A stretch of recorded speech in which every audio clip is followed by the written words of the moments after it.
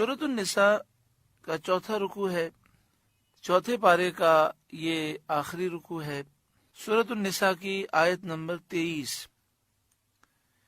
اس آیت کریمہ میں ان عورتوں کی فہرست بیان کی گئی جن سے نکاح کرنا حرام ہے۔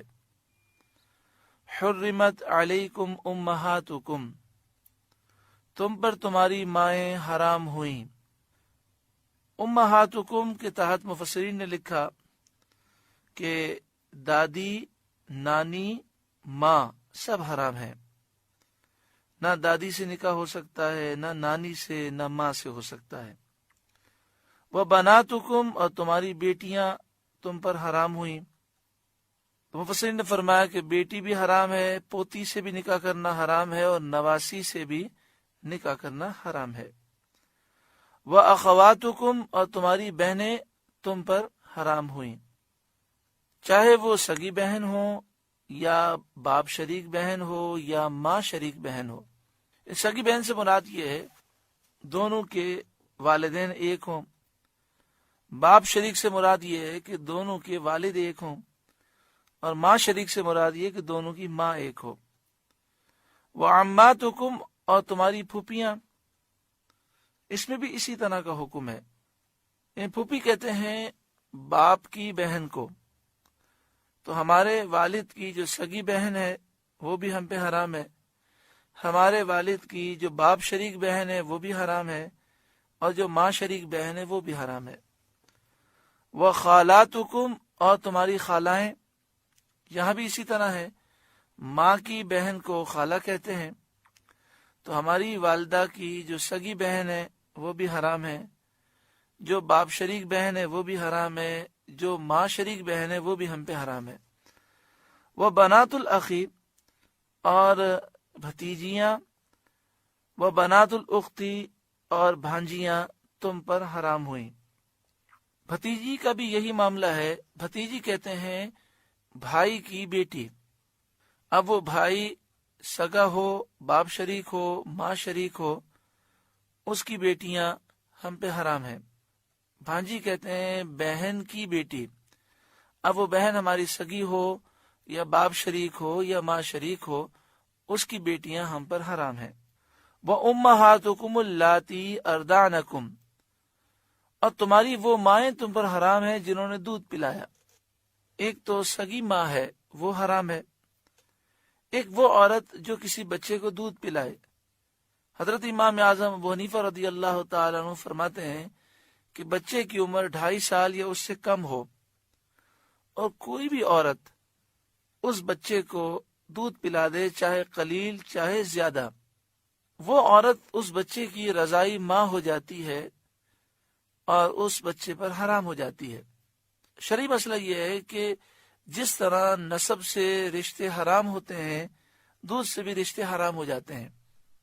یعنی وہ عورت جس نے اس بچے کو دودھ پلایا وہ اس کی رضائی ماں ہو گئی، اس عورت کا شوہر اس کا رضائی باپ ہو گیا، اس عورت کی بہن اس کی رضائی خالہ ہو گئی، اور اس کے شوہر کی بہن اس کی رضائی پھوپھی ہو گئی۔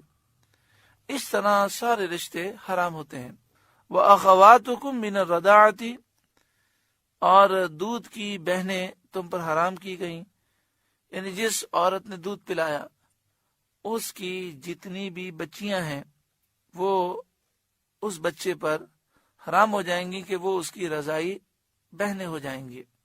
وَأُمَّهَاتُ نِسَائِكُمْ، اور تمہاری بیویوں کی مائیں، یعنی تم پر ساس بھی حرام کی گئی۔ وَرَبَائِبُكُمُ اللَّاتِي فِي حُجُورِكُم مِّن نِّسَائِكُمُ اللَّاتِي دَخَلْتُم بِهِنَّ، اور ان کی بیٹیاں جو تمہاری گود میں ہیں، تمہاری پرورش میں ہیں، ان بیویوں سے جن سے تم صحبت کر چکے۔ اس سے مراد یہ ہے کہ کسی عورت سے کسی نے شادی کی اور شادی کے بعد قربت پائی گئی، تو اس عورت کی وہ بیٹیاں جو دوسرے شوہر سے ہوں وہ اس مرد پر حرام ہو جائیں گی۔ یہاں پہ یہ جو فرمایا گیا جو تمہاری پرورش میں ہو، یہ قید کوئی ضروری نہیں ہے، یہ قید اتفاقی ہے، عادی ہے۔ یعنی مراد یہ ہے کہ اس مرد کی پرورش میں ہو یا نہ ہو، دونوں صورتوں میں یہ بچیاں اس مرد پر حرام ہو جائیں گی۔ فَإِن لَّمْ تَكُونُوا دَخَلْتُم بِهِنَّ فَلَا جُنَاحَ عَلَيْكُمْ، پھر اگر تم نے ان سے صحبت نہ کی ہو تو ان کی بیٹیوں میں حرج نہیں۔ وَحَلَائِلُ أَبْنَائِكُمُ الَّذِينَ مِنْ أَصْلَابِكُمْ، اور تمہارے نسلی بیٹوں کی بیویاں تم پر حرام کی گئیں، یعنی جو تمہاری بہو ہے وہ تم پر حرام ہوئی۔ جس طرح سگے بیٹے کی بیوی بہو حرام ہے، اسی طرح رضائی بیٹے کی بیوی وہ بھی بہو کے حکم میں ہے، وہ بھی حرام ہے۔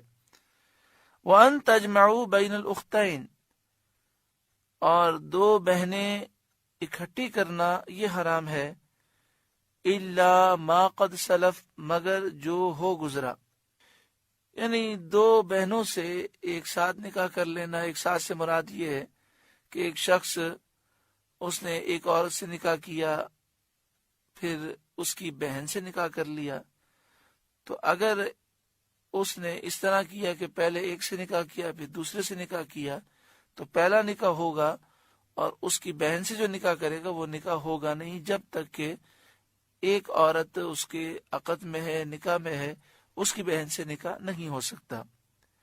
الا ما قد سلف، مگر جو پہلے ہو چکا وہ معاف کر دیا گیا۔